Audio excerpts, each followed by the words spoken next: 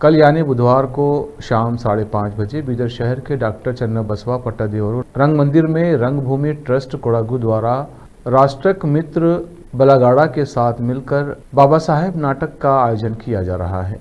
इसका उद्देश्य अंबेडकर के बारे में कई छुपी हुई बातें लोगों के सामने लाना है, ऐसा एसोसिएशन के प्रेसिडेंट अरहंत सावले ने कहा है। शहर बिदर के जिला पत्रिका भवन में एक प्रेस मीट को संबोधित करते हुए उन्होंने कहा कि इस रंगभूमि ट्रस्ट के जरिए पिछले 40 सालों में पूरे राज्य में 10,000 से ज्यादा नाटक किए गए हैं। खासकर वनवासी कल्याण संस्था के साथ मिलकर इसने कोडागु के आदिवासी वनवासियों को नाटक सिखाए और दिखाए हैं। अडकंडा, करियप्पा, टीपू और कोडवास के नेतृत्व में कन्नड़ और कोडवा भाषाओं में नाटक के अलावा इसने कोडागिन, नोडियारू, कोडवारू समेत 10 से ज़्यादा कन्नड़ कोडवा नाटक पब्लिश किए हैं। इसने शेक्सपियर के नाटकों का कोडवा भाषा में ट्रांसलेशन करके उन्हें परफॉर्म किया है। Doctor BV. कारंत समेत कई मशहूर कन्नड़ डायरेक्टरों ने रंगभूमि ट्रस्ट के लिए नाटक डायरेक्ट किए हैं। इसने फिल्म, सेमिनार, लोक कार्यक्रम जैसे कई अलग अलग तरह के प्रोग्राम देकर कन्नड़ कल्चर को बचाने और डेवलप करने की कोशिश की है। इस ऑर्गेनाइजेशन के कलाकारों ने कर्नाटक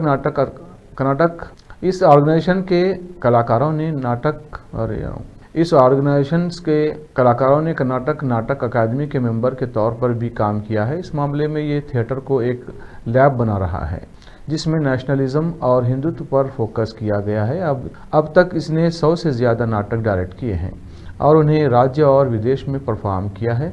श्री अडंडा करियप्पा, जो कर्नाटक सरकार के एक जाने माने थिएटर इंस्टीट्यूशन रंगायन मैसूर के तुरंत डायरेक्टर थे, कोडागु ज़िले से हैं, जिसे वीरभूमि भी कहा जाता है। बचपन से ही उन्हें थिएटर और साहित्य में गहरी दिलचस्पी थी और उन्होंने 100 से ज़्यादा नाटक डायरेक्ट किए हैं और उन्हें राज्य और विदेश में परफॉर्म किया है। उन्हें सेंट्रल साहित्य अकादमी का भाषा सम्मान और कर्नाटक का जाना माना कन्नड़ राज्योत्सव अवार्ड मिल चुका है। उन्हें कर्नाटक नाटक अकादमी अवार्ड समेत कई अवार्ड मिल चुके हैं।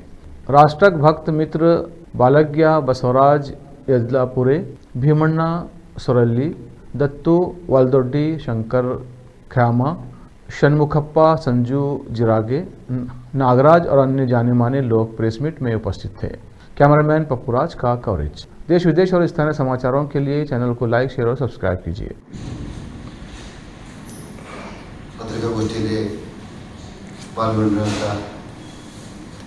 ಬಜರಂಗದ ಜಿಲ್ಲಾ ಸಂಚಾಲಕರಾದಂಥ ಭೀಮಣ್ಣ ಸರೋವರವರೇ ಮತ್ತು ನಮ್ಮದು ಎಲ್ಲ ಹಿಂದೂ ಸಂಘಟನೆಗಳ ಎಲ್ಲ ಪ್ರಮುಖ ಪದಾಧಿಕಾರಿ ಬಂಧುಗಳೇ, ಇವತ್ತು ವಿಶೇಷವಾಗಿ ಪತ್ರಿಕಾಗೋಷ್ಠಿ ಕರೆಯುವಂಥ ಉದ್ದೇಶ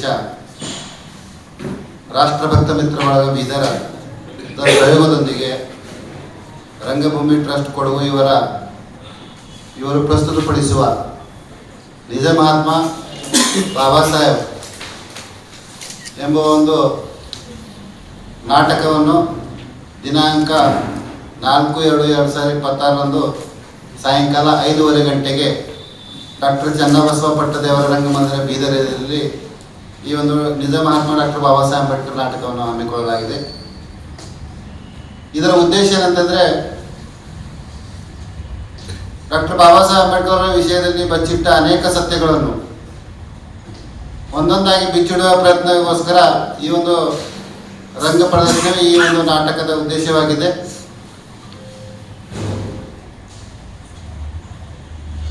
ಭಾರತ ಮತ್ತು ಪಾಕಿಸ್ತಾನ ವಿಭಜನೆಯ ಸಂದರ್ಭದಲ್ಲಿ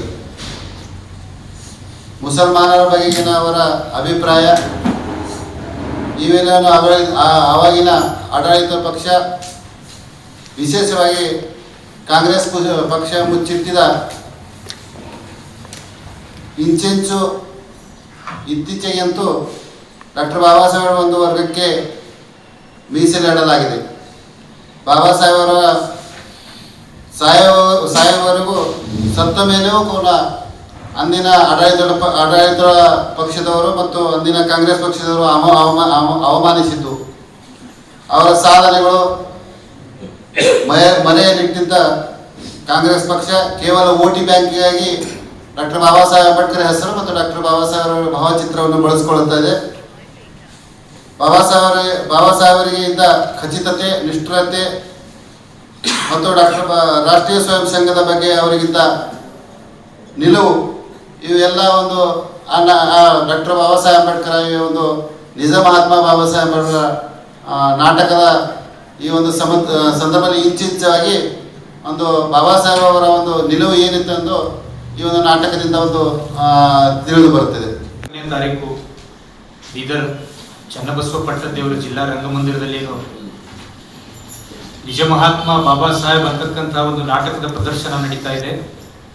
ಈ ನಾಟಕದ ಮೂಲ ಉದ್ದೇಶ ಬಂದು ಬಾಬಾ ಸಾಹೇಬರ ಜೀವನ ಚರಿತ್ರೆ ಮನೆಗಳು ಮನಕ್ಕೂ ಮುಟ್ಟಬೇಕು, ಎಲ್ಲ ಯುವಕರಿಗೆ ವಿದ್ಯಾರ್ಥಿಗಳಿಗೆ ಇವತ್ತಿನ ದಿವಸ ಸ್ಫೂರ್ತಿಯಾಗಬೇಕು.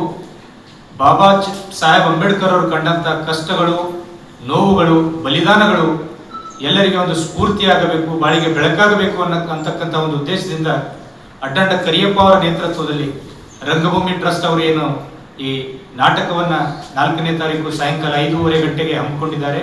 ಆ ನಾಟಕಕ್ಕೆ ಬೀದರ್ ಜಿಲ್ಲೆಯ ಸಮಸ್ತ ಎಲ್ಲ ಯುವಕರು, ವಿದ್ಯಾರ್ಥಿಗಳು, ಎಲ್ಲ ಬಾಂಧವರು ಬಂದು, ಎಲ್ಲ ಸಮುದಾಯದ ಎಲ್ಲ ಬಾಂಧವರು ಬಂದು ಈ ನಾಟಕವನ್ನು ನೋಡಿ ಈ ಕಾರ್ಯಕ್ರಮವನ್ನು ಯಶಸ್ವಿ ಮಾಡಬೇಕಾಗಿ ತಮ್ಮ ಹತ್ರ ಒಂದು ಮನವಿಯನ್ನು ಮಾಡ್ತಾ ಇದ್ದೀನಿ ಪತ್ರಿಕಾಗೋಷ್ಠಿ ಮುಖಾಂತರ. ಪತ್ರಿಕಾಗೋಷ್ಠಿ ಉದ್ದೇಶಂದ್ರೆ ಸಾಕಷ್ಟು ಅನುಭವಗಳು ಹೇಳ್ಯಾರ.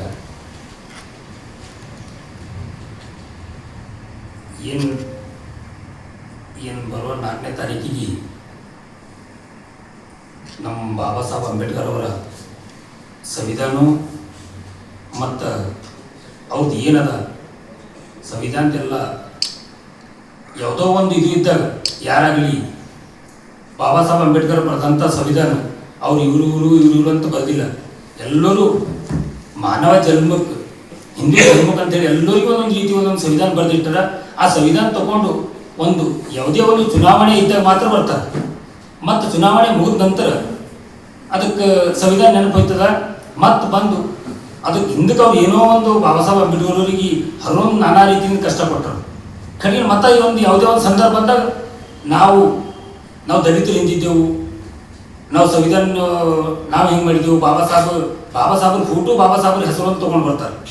ತೊಗೊಂಡು ಬಂದು ಈಗ ಒಂದು ಯಾವುದೋ ಒಂದು ಕೆಲಸ ಮಾಡ್ಕೊತಾರೆ. ಮತ್ತೀಗ ಬಾಬಾ ಸಾಹೇಬ್ರಿಗೆ ಒಂದು ಅವರು ದಿನನಿತ್ಯ ಒಂದು ಅವರು ನಿಂದೆ ಆಡ್ತಾರೆ.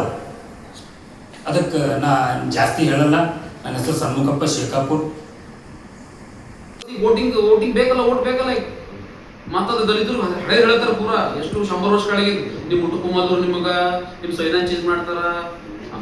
ಅವಾಗೆಲ್ಲ ಗೊತ್ತಾಗಿಲ್ಲ ಸಂವಿಧಾನ ಚೇಂಜ್ ಮಾಡ್ತಾರೆ ಏನ್ ಮಾಡ್ತಾರ. ಇವತ್ತು ಏನಾಗಿದೆ ಅವ್ರಿಗೆ ಹಾದಿನೇ ಅವತ್ತಿನೇ ಬಾಬಾ ಸಾಹೇಬ್ ಸಂವಿಧಾನ ಬಿಟ್ಟು ಅವ್ರೊಂದು ಬಿಜೆಪಿ ಬಿಟ್ಟು ಇವ್ರು ಕೆಲಸ ಮಾಡ್ಕೊಡ್ಸ್ತಾರ. ಅವ್ರು ಸಂವಿಧಾನ ಹೇಳ್ತಾರೆ ಅಷ್ಟೇ. ಓಟಿನ ಕಡೆ ಮತ್ತೇನು ಅವ್ರಿಗೆ ಮತ್ತೆ ದಲಿತರ ಬಗ್ಗೆ ಏನೂ ಅವ್ರಿಗೆ ಕಾಳಜಿ ಇಲ್ಲ.